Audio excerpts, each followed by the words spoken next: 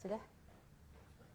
Ya, jadi Pak Dirjen boleh dijelaskan kembali sebenarnya apa yang melatar belakangi munculnya kebijakan penyesuaian dana BUSP di tahun 2026 ini.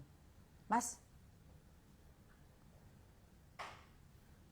Terima kasih Bu Dirjen, para pecinta ngopi bareng Bu Nunu seluruh Indonesia. Tadi saya sudah dikenalkan, saya Gogot, Direktur Jenderal yang ngurusi pendidikan dasar PAUD ya, mulai dari PAUD, pendidikan dasar, non formal dan informal. Meskipun non formal dan informalnya nanti Bu ya nyusul. Ini masih belum ya, baru dalam proses. Masih dalam proses. Ya. Jadi begini Prof, Bapak Ibu semua yang hadir. Jadi ada 3 pertimbangan yang mendasar ya. Kenapa BUSP tahun 2026 diberikan relaksasi khusus ya, wabil khusus ya untuk P3K paruh waktu. Yang pertama, kita ingin memastikan ya atau menjamin ya keberlangsungan layanan pendidikan di satuan pendidikan yang memiliki tenaga guru ya atau pendidik ya yang berstatus P3K paruh waktu. Dipastikan mereka tetap menjalankan tugasnya. Yang kedua, memang kita tahu persis ya bahwa kondisi fiskal daerah itu ada 3 macam kekuatan. Ada yang kuat, ada yang sedang, ada yang lemah. Nah, kita ingin memastikan apapun kondisi finansial daerah, mereka tetap bisa memberikan layanan pendidikan yang terbaik. Itu yang kedua. Dan yang ketiga, tentu kita ingin memastikan juga hak-hak ya pendidik pada saat mereka beralih status, mereka tetap bisa dipenuhi gitu Bu Nunu. Ya. Baik, terima kasih Pak Dirjen. Jadi sebenarnya maksud relaksasi ini ya memastikan ya Pak Dirjen pelaksanaan pembelajaran terus berjalan dikarenakan memang guru-guru P3K paruh waktu tidak semua pemerintah daerah punya finansial yang cukup, sehingga mereka tetap dapat mendapatkan kesejahteraannya dengan relaksasi yang tadi sudah disampaikan. Kemudian dalam implementasinya Pak Dirjen, apa sih prinsip dasar yang tetap harus dijaga dalam pengelolaan dana BUSP ini, khususnya terkait penggunaan untuk pembayaran guru ASN P3K paruh waktu Pak Dirjen? Ya, ada 3 aspek yang harus kita perhatikan ya. Yang pertama, relaksasi ini berlaku di tahun berjalan.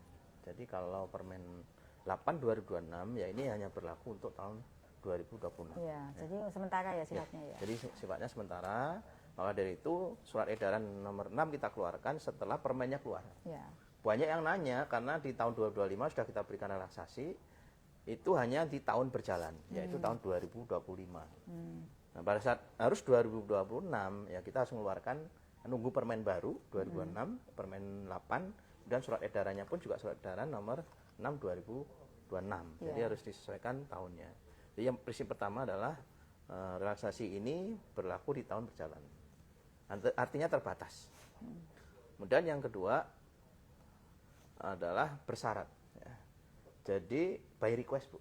Jadi tidak otomatis dengan surat edaran itu berlaku untuk semua satuan pendidikan. Tidak semua ya, tidak otomatis ya. Tidak otomatis. Nanti khawatirnya dari pintu memasukkan data-data yang tidak sesuai dengan lapangan. Tadi kan di atas kan harusnya memang sesuai dengan kondisi kebutuhan real di satuan pendidikan. Jadi ini bersyarat. Syaratnya apa?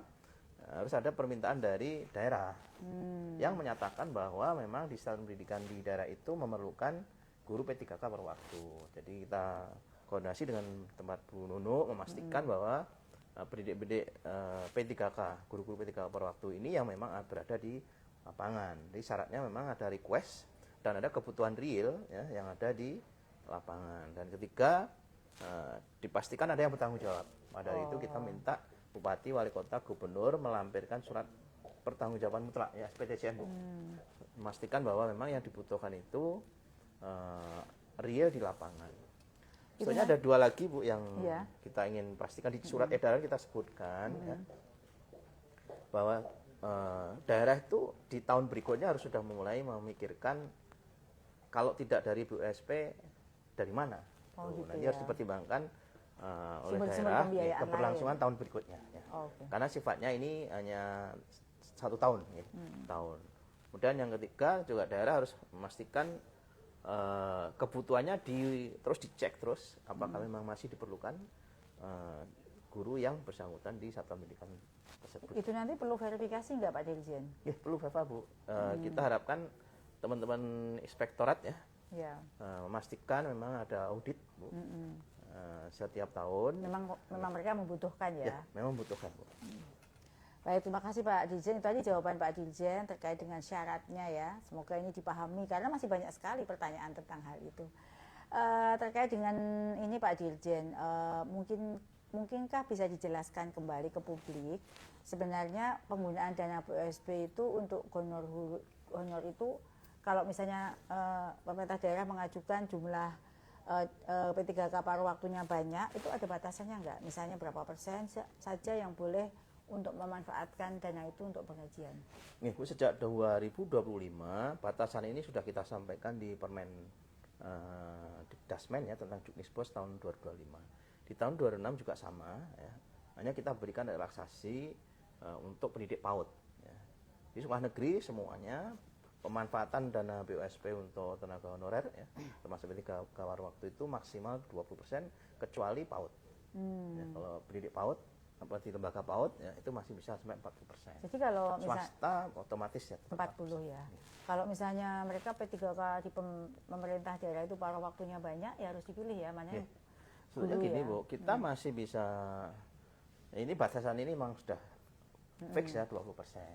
Nah, kondisi khusus kalau daerah-daerah memang sangat urgent dan pemerintah daerah mampu meyakinkan kita, nanti kami harus minta arahan ke Pak Menteri dulu, ya. Apakah ada pertimbangan-pertimbangan lain? Ya. Oke, jadi terima kasih ya. Jadi mungkin dari pemerintah daerah yang harus memprioritaskan ya, karena P3K paruh waktu itu kan tidak hanya guru, semua ada pegawai atau pegawai pemerintah dengan perjanjian kerja paruh waktu yang lain. Jadi mungkin nanti karena di dana BUSP itu diatur persentasenya, ya nanti fokuskan di sini untuk guru-guru. Pak Dirjen, mungkin ini juga banyak yang ditanyakan nih Pak, baik di kolom komentar maupun yang mengirim pesan kepada saya. Bagaimana dengan guru yang sudah menerima tunjangan profesi atau TPG-nya? Apakah masih memungkinkan untuk menerima honor dari BUSP? Ya, sebenarnya dari tahun-tahun sebelumnya sudah jelas ya bahwa dana BUSP itu tidak boleh dibayarkan ke dua pihak. Ya. Yang pertama adalah guru PNS. Ya. Guru PNS, P3K juga PNS ya. ASN lah ya. ASN, yang kedua adalah guru yang sudah menerima tunjangan profesi. Jadi itu dari dulu sudah seperti itu. Nah, sampai sekarang ini kan yang masih banyak ditanyakan guru pada saat mereka menerima tunjangan profesi ya otomatis tidak bisa diberikan Bu dari dana BUSP. Ya, terima kasih. Ini ada sambil ini saya membaca pesan nih ada di Albun Pepaya. Apakah relaksasi itu hanya untuk P3K paruh waktu, bagaimana dengan honor? Honor otomatis sudah bisa ya. Otomatis. Jadi yang relaksasi ini karena memang di dalam ketentuan BOS itu kan tidak boleh ASN. Sedangkan paruh waktu kan namanya ASN paruh waktu. Sehingga perlu ada SE untuk relaksasi mereka. Sedangkan yang guru honor, yang masih honor kan masih dimungkinkan digaji dengan dana BOS ya Pak. Jadi nggak ada masalah nih Pak Albun Pepaya tadi kan bertanya.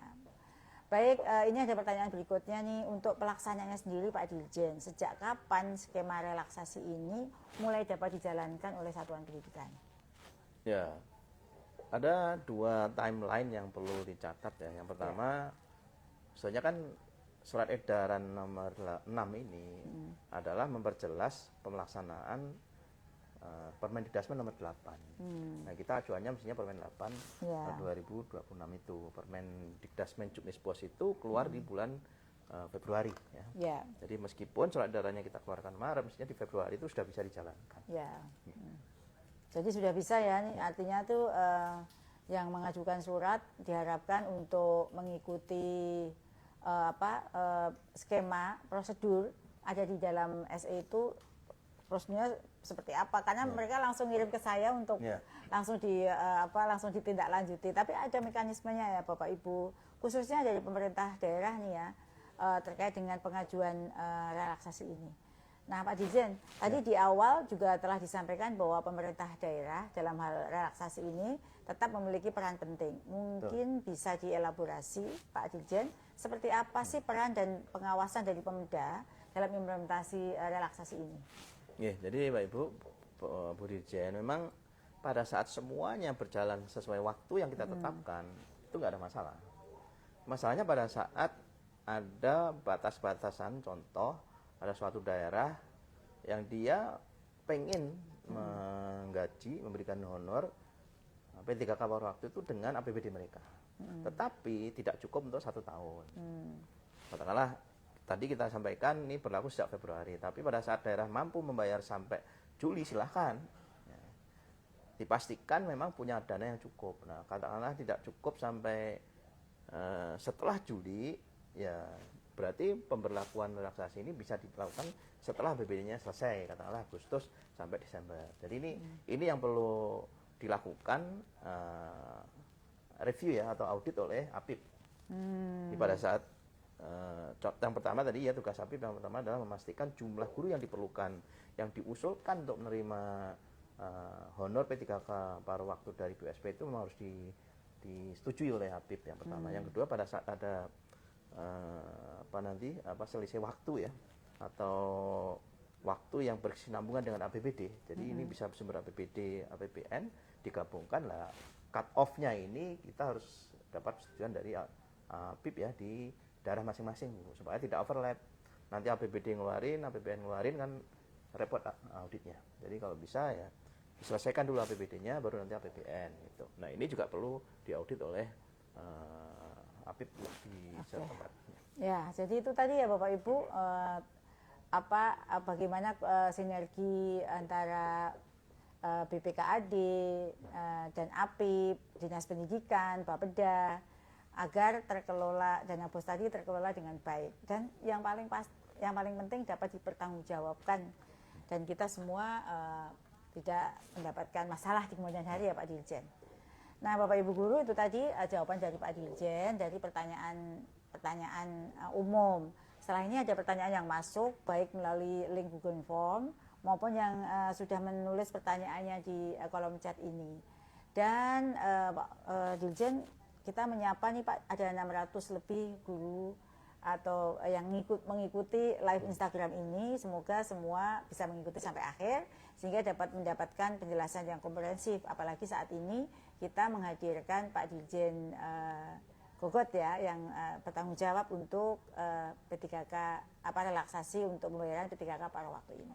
Nah, ini ada pertanyaan Pak Dirjen. Ya. Pertanyaan pertama dari kita akan coba jawab, mungkin boleh panjang banget ya. Apa tuh? Pertanyaannya panjang banget. Iya. Saya sambil ngopi juga.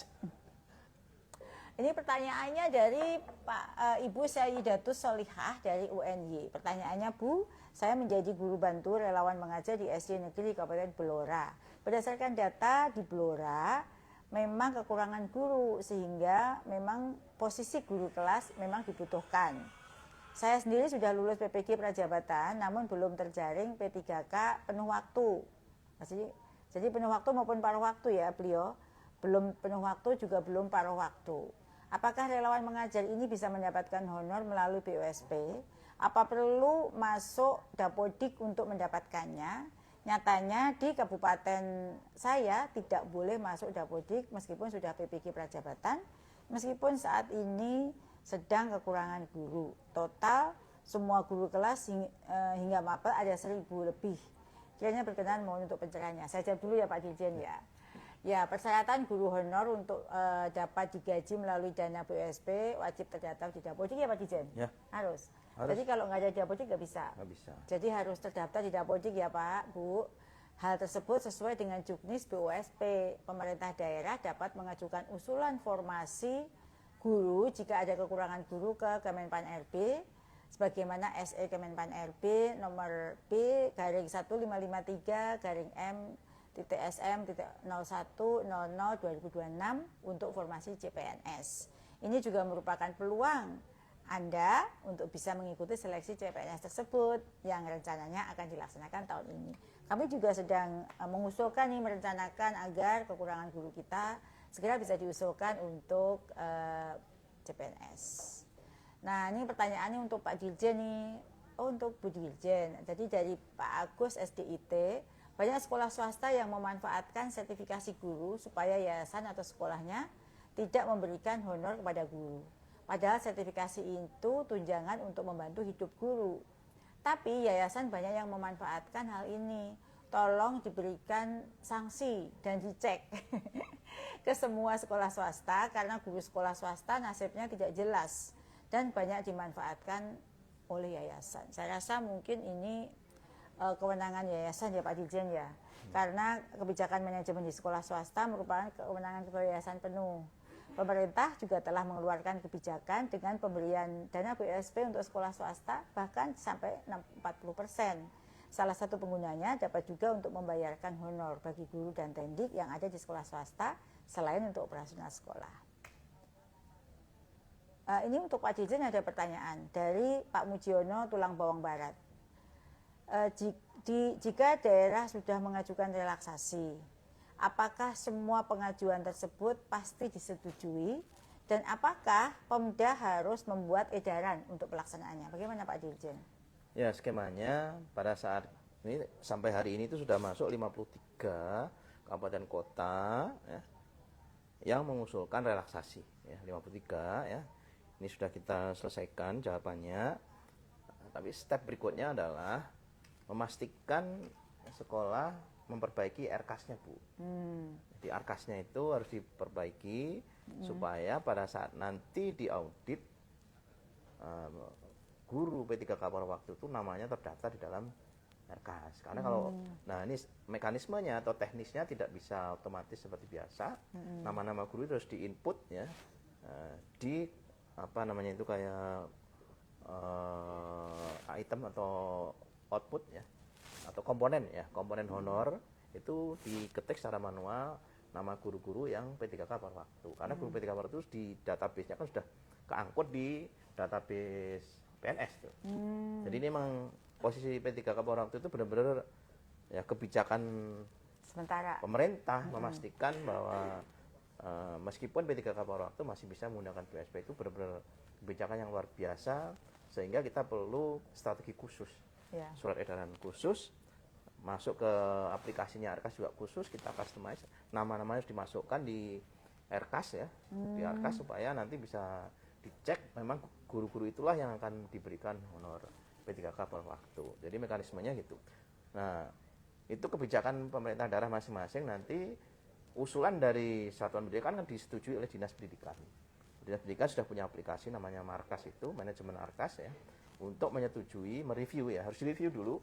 Jangan sampai ada penumpang-penumpang tambahan ya, atau nama-nama lain yang tidak punya dapodik dan tidak ada di satuan pendidikan, kemudian di entry. Ini yang beresiko tinggi, nanti bisa jadi temuan. Nah, tugas Dinas Pendidikan, tim operator di kabupaten kota melalui aplikasi Markas itu memastikan aja bahwa guru ini memang berada di satuan pendidikan itu, dicek di dapodiknya kan sudah ada. Kalau udah oke ya tinggal disetujui, nah, nanti otomatis ke pusat. Kayak gitu tuh ada bisa. Kayak juknisnya nggak Pak Dirjen? Wonten. Nah, di tahun 2025 sudah kita jelaskan detailnya. Karena di tahun 2025 dulu kan agak rumit Bu ya. Iya. Karena dulu itu di akhir tahun anggaran ya. Di tahun anggaran tapi juga di tengah-tengah tahun ajaran. Ini agak repot. Nah, tahun lalu sudah kita ajarkan step by stepnya, videonya juga ada, memastikan bagaimana melakukan perubahan RKAS ya untuk menampung komponen honor guru P3K paruh waktu itu di dalam aplikasi RKAS dan disetujui oleh Dinas Kabupaten Kota melalui aplikasi Markas. Juknis itu masih berlaku ya hingga saat ini? Masih. Nggak ada perubahan untuk ya? Item aplikasinya masih.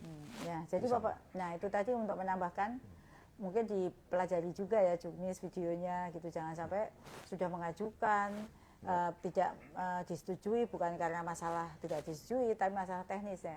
Non teknis yang harus Bapak Ibu pahami. Betul. Ini ada pertanyaan lagi dari demikian ya Mas ya, pertanyaan tadi sudah dijawab dengan lengkap bahkan ditambah ini penuh oleh Pak Dirjen. Ini ada pertanyaan dari Pak Pardede dari Kabupaten Toba. Pak Pardede apa kabar? Semoga sehat ya Pak. Pertanyaannya, setelah lulus PGSD dan PPG belum pernah menerima tunjangan sertifikasi. Dengan gaji hanya 400.000 per bulan yang dibayarkan dari dana BSP setiap 6 bulan sekali. Apakah wajar jika sebelumnya menjadi guru kelas namun setelah lulus P3K dan ditempatkan di sekolah tercinta, justru harus mengajar PJOK. Nah, ini menarik sekali nih Pak Pardede permasalahannya. Terima kasih ya sudah menyampaikan permasalahan ini pada kami. Terima kasih juga atas informasinya. Jadi kemungkinan besar di sekolah Pak Pardede sudah kelebihan guru ya, sehingga Pak Pardede tidak mendapatkan jam sebagai guru kelas. Silakan nanti berkoordinasi kembali dengan Dinas Pendidikan setempat untuk dilakukan redistribusi guru ke sekolah lain, sehingga atau bahkan bisa ke sekolah swasta ya. Sekarang sudah ada Permendikbud nomor 1 tahun 2025 bahwa redistribusi itu bisa dilakukan di sekolah swasta yang membutuhkan, karena banyak sekali ya sekolah swasta yang kekurangan guru. Yang mana di sini nanti dengan pindah di redistribusi itu, maka haknya Pak Pardede akan dapat dipenuhi, akan dapat mengajar secara linear. Bahkan dengan sertifikat yang dimiliki, Pak Pardede akan mendapat tunjangan sertifikasinya, akan mendapatkan gaji sebagai P3K, dan ini nanti akan menjadi hak Pak Pardede. Dengan catatan ya kalau memang berlebih guru di sana ya tidak mungkin mengajar, karena untuk mendapatkan sertifikasi juga ada syarat dan ketentuan gitu. Ini mungkin pertanyaannya buat Pak Dirjen ya, karena menyangkut BOS ya. Pertanyaannya dari Pak Andrianto, SMP Negeri 1 Seputih Surabaya. Jika P3K paruh waktu sudah mendapatkan gaji dari daerah, namun masih jauh dari kelayakan, apakah masih bisa dianggarkan dari dana BOS, Pak Dirjen? Nah, kemarin ada yang datang Bu, salah satu ini ya, apa namanya itu, mitra kita dari daerah. Mereka ingin memberikan honor P3K paruh waktu itu yang tinggi sekali. Iya. Kalau kita baca di surat edaran Mendagri, isinya kan yang pertama memang dia harus dibayarkan oleh APBD atau ya. dicarikan sumber lain lah yang sah. Yang kedua bisa, jadi ini P3K itu berhak untuk mendapat honor minimal sebesar gaji sebelumnya. Honor yang sudah diterima sebelumnya. Nah, beliaunya ingin menaikkan, tapi APBD nggak ada. Saya bilang, lah kalau APBD-nya nggak ada kan jelas nggak mungkin dinaikkan. Ya, yang ada apa BUSP ya sebatas BUSP yang bisa digunakan. Jadi intinya jangan dicampur. Kalau memang daerah mampunya 5 bulan, ya 5 bulan itu daerah, nanti selebihnya yang 7 bulan dari BUSP. Gitu. Itu sangat memungkinkan. Tapi kalau ditumpuk, dicampur, tanggal 300 gitu agaknya susah. Ya. Coba dikonsultasikan dengan APIP, karena nanti kan semuanya akan diaudit masing-masing. Daerah akan mengaudit, pusat juga akan mengaudit. Supaya mudah audit, mendingan di cut off kapan APBD, kapan APBN. Gitu. Tapi besarannya ditentukan nggak sih Pak Dirjen, misalnya sebulan tuh berapa ratus itu, apakah boleh apa seragam atau itu bagaimana penetapan besarannya? Ya, basis kita adalah kecukupan 20% gitu maksimalnya. Ya. Maksimalnya 20%. Diserahkan ke Pemda ya? Minimalnya adalah honor yang sudah diterima sebelumnya. Jadi kalau misalnya sebelumnya dia sebagai guru honor terima 500, paling tidak menerima itu ya? Ya. Demikian Pak, jadi terkait dengan pertanyaan tadi dijawab ya. Kalau misalnya double supaya lebih banyak, Pemda mampunya 500, dicampur BUSP ditambahkan 500 berarti nggak bisa ya?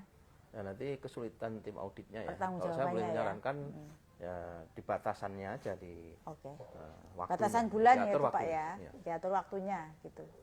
Baik, terima kasih, itu pertanyaan jawaban yang bagus sekali. Jadi kalau misalnya mau ngasih 1 juta, ya BUSP-nya berarti 6 bulan.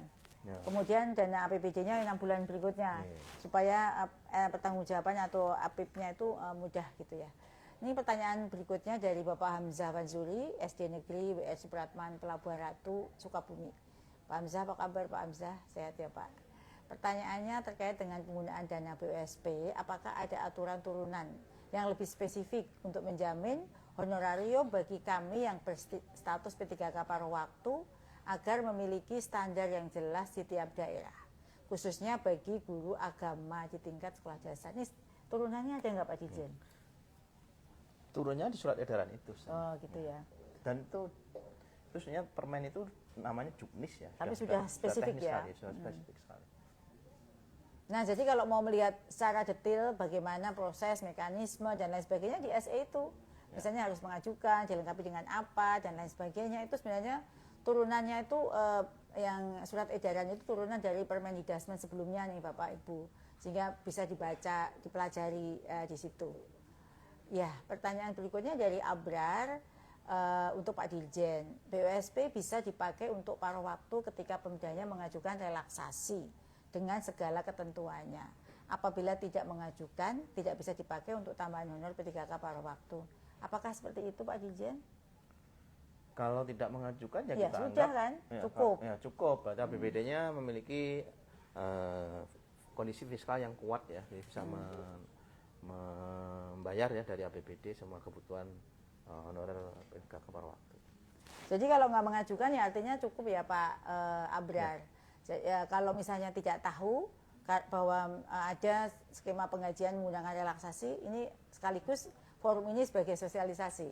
Tapi jika tidak mengajukan, ya dianggap mampu dengan. Yang paling penting jangan sampai daerah tidak paham kemudian memberhentikan Ya. P3K paruh waktu. Itu ya. Karena alasan tidak memiliki fiskal. Nah gitu. Jadi tujuan relaksasi ini sebenarnya ya untuk memastikan tetap berjalan. Karena paruh waktu itu juga program pemerintah, maka dipastikan kesejahteraannya atau penggajiannya tetap berlangsung. Maka ada relaksasi ini ya dari Pak Menteri. Selanjutnya ada pertanyaan lagi nih Pak Dirjen terkait dengan TPG. Saya akan jawab. Ada banyak sih TPG ini, tadi saya lihat pertanyaannya banyak sekali. Ini terima kasih juga ya yang sudah bergabung hingga saat ini sudah 640.000 guru. Ada pertanyaan terkait dengan TPG banyak sekali. Saya akan jawab satu saja ini dari Pak Febi atau Bu Febi. Saya mau tanya untuk yang sudah PPG tapi jamnya tidak cukup 24 sehingga TPG tidak cair. Apakah dari dana BOS masih bisa membayar guru-guru yang tidak cair TPG dikarenakan jumlah jam tidak cukup? Mohon penjelasannya. Ya, kalau di juknisnya sudah dijelaskan ya, juknis TPG, bahwa prasyarat untuk mendapatkan TPG itu ia wajib mengajar 24 atau beban mengajar, bukan mengajar ya, beban mengajarnya itu 24. Tidak semuanya harus mengajar karena di Permendikbud beban mengajar yang baru itu cukup 16 untuk jam tatap muka, selebihnya bisa diisi oleh aktivitas lain yang ada di dalam lampiran Permendikbud tersebut dalam Kepmen. Nah itu sudah syarat, sehingga jika memang belum memenuhi tersebut ya tentu tidak bisa dicairkan tunjangan profesinya. Oleh karena itu perlu kreativitas nih Bapak Ibu. Kalau memang jamnya hanya 16 ya Bapak Ibu ikut pelatihan mandiri yang dapat dapat diakui sebagai penambahan jam mengajar, menjadi pengurus ormas di tingkat kabupaten, bisa juga menjadi guru wali dan bisa berbagai hal lain yang bisa untuk menambah pemenuhan beban mengajar 24 tadi. Gitu ya Bapak Ibu. Khususnya Pak Febi. Nah ini ada pertanyaan terakhir nih Pak Dirjen dari Pak Erwin Rosihan dari Dinas Pendidikan Kota Jambi. Pertanyaannya masalah kekurangan guru di Kota Jambi, bolehkah Satuan Pendidikan mengangkat tenaga kerja sukarela TKS itu? Mungkin ya saya artikan TKS itu tenaga kerja sukarela atau apa ya, yang sudah selesai PPG dan TKS tendik yang dibayarkan oleh dana BUSP dan diskresi dimasukkan ke dalam Dapodik. Nah ini pertanyaannya TKS itu mungkin saya artikan tenaga kerja sukarela saja ya, karena memang pertanyaannya Pak Erwin itu disingkat TKS. Nah kalau menurut pemahaman dengan pertanyaan Pak Erwin, maka berdasarkan Undang-Undang ASN, saat ini Pemda dilarang untuk mengangkat nama apapun ya dengan sebutan honorer ya Pak Dirjen. Hanya boleh ASN dalam bidang apapun ya, bukan cuma guru ya, apapun tidak boleh lagi ada sebutan honorer. Oleh karena itu memang yang masih honor-honor ya saat ini belum bisa masuk atau masuk ke sekolah di luar pendataan yang sebelumnya itu tidak bisa masuk ke Dapodik. Jika di daerah masih terdapat kebutuhan, maka Pemda dapat mengajukan usulan formasi sesuai kebutuhan Kemenpan RB. Bersurat saja. Kami sebenarnya sudah merekap ya kebutuhan secara nasional itu berapa, tapi yang paling penting adalah usulan dari pemerintah daerah terkait dengan kebutuhan guru tersebut. Nah, bagi guru dan tendik di sekolah juga wajib terdaftar di Dapodik agar keberadaan guru dan tendik dapat diakui oleh pemerintah daerah. Kurang lebih itu tadi Bapak Ibu, tak terasa kita sudah cukup lama berdiskusi, meskipun tadi ada terlambat 10 menit dan ada 5 menit lain gangguan teknis. Semoga tidak mempengaruhi makna atau tujuan kita melakukan ngopi ngobrol pintar bareng Bu Nunu bersama Pak Dirjen Gogot sore hari ini. Dan saya sangat berterima kasih atas keterlibatan Bapak Ibu semua hingga sore ini masih bergabung 650-an guru ya. Terima kasih sudah meluangkan waktu untuk mengikuti ngopi sore hari ini. Dan seperti biasa di ngopi sore hari ini ada merchandise ya yang saya berikan kepada Bapak Ibu yang beruntung ya, sahabat GTK yang terpilih mendapatkan souvenir eksklusif live Instagram ngopi bareng Bu Nunu bersama saya seperti mug ini ya, dan juga kaos yang saya pakai ini. Yang saya sudah melihat 3 orang yang beruntung yang mendapatkan souvenir dari saya adalah Bapak Hamzah Fazuri, Ibu Saidatus Solihah, dan Bapak Andrianto. Selamat saya ucapkan kepada Bapak Ibu yang beruntung. Nanti tim kami akan segera menghubungi Bapak Ibu semua melalui nomor kontak yang sudah Bapak Ibu tuliskan pada form Google Form kami. Terima kasih yang sebesar-besarnya kepada Bapak Dirjen Gogot yang sudah di tengah-tengah kesibukannya berkenan menjawab berbagai pertanyaan tentang BUSP. Rasanya memang masih banyak pertanyaan Pak Dirjen. Jadi kalau dilihat dari Google Form itu banyak sekali pertanyaan. Tapi kami merangkum menjadi pertanyaan yang mengelompokkan, kurang lebih pertanyaannya sama seperti itu. Mungkin ada yang mau disampaikan pesan kepada Bapak Ibu, mungkin Dinas Pendidikan atau Bapak Ibu guru, monggo dipersilakan. Ya, terima kasih Bu Dirjen.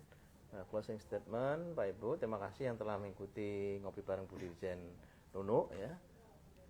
Kami dari Direktorat Jenderal PAUD Dikdasdikmen yang sebelumnya pada saat kami mengeluarkan surat edaran relaksasi, tujuannya memastikan layanan pendidikan dapat berlangsung secara optimal dalam kondisi apapun. Namun akuntabilitas ya tetap harus kita jaga, governance kita lakukan sehingga prosedur ini dilakukan supaya kita semua nanti tidak ada masalah di kemudian hari. Saya kira itu Bu. Ada pantun nggak Pak Dirjen buat Bapak Ibu yang ikut pantun? Wah, kayaknya harus ini dulu. Ya. Skip dulu pantunnya. Ya. Bunga-bungaan biasanya nih. Ya, silakan Pak. Pantunnya Pak. Apa ini ya pantunnya ya? Pergi ke Monas melihat bunga melati. Cakep. Melati putih indah berseri. Cakep. Dana BUSP tolong dimanfaatkan dengan hati-hati. Cakep. Agar gunung horor P3K Parwaktu tetap berdikasi tinggi.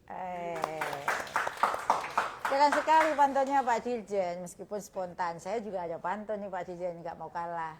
Tapi pantunnya ini pantunnya Pak Menteri tentang burung gitu ya. Burung terbang ke arah selatan. Hingga sebentar di Dahan Jati. BUSP dikelola dengan tepat sasaran untuk guru P3K Parwaktu dengan sepenuh hati. Terima kasih semua, mungkin bisa dilihat salam bagi yang membantu saya untuk ngopi hari ini. Tampilkan tangannya semuanya, Bapak Ibu, teman-teman tim ngopi ngobrol pintar bareng Bu Nunu sore hari ini. Terima kasih semuanya yang sudah membantu saya sehingga ngopi kita sore hari ini berjalan lancar. Terima kasih Bapak Ibu semuanya. Assalamualaikum warahmatullahi wabarakatuh. Waalaikumsalam warahmatullahi wabarakatuh.